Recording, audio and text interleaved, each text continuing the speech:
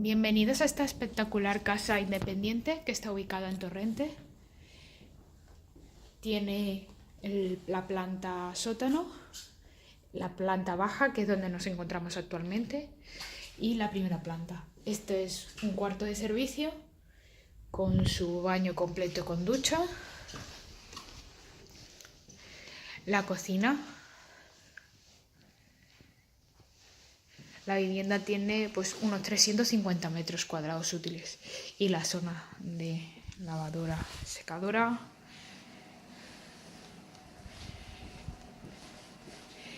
Tiene suelos de mármol y grés en la planta baja y parquet en la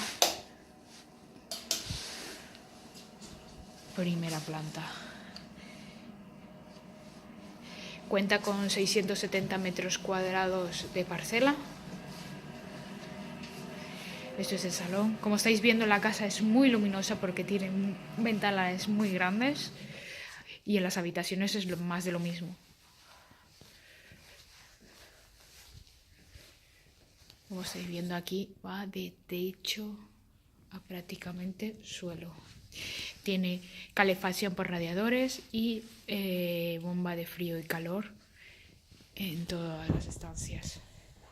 También tiene paneles fotovoltaicos.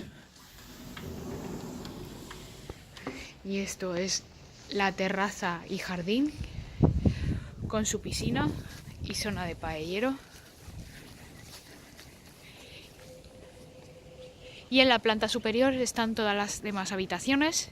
En la planta baja hay una zona de recreo bastante amplia, también acondicionada, y la zona de garaje que entran hasta 3 coches.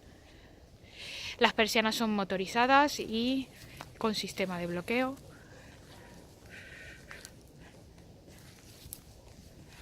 Si estáis interesados en esta espectacular vivienda, por favor, contactarnos por la web o llamarnos al teléfono. Muchas gracias.